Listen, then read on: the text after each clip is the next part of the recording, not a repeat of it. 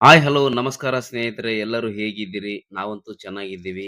ಏನಪ್ಪಾ ವಿಶೇಷ ಅಂದ್ರೆ ಎಲ್ಲರಿಗೂ ಗೌರಿ ಗಣೇಶ ಹಬ್ಬದ ಶುಭಾಶಯಗಳು.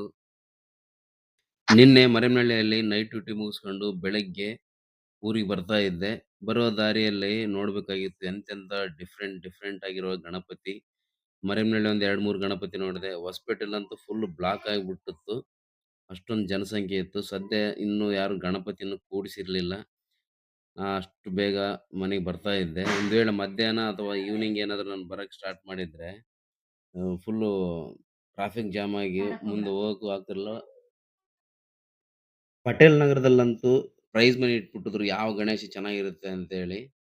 ಅದು first prize, second prize, third prize ಆ ಥರ ಎಲ್ಲ ಫುಲ್ ಇಟ್ಟಿದ್ರು.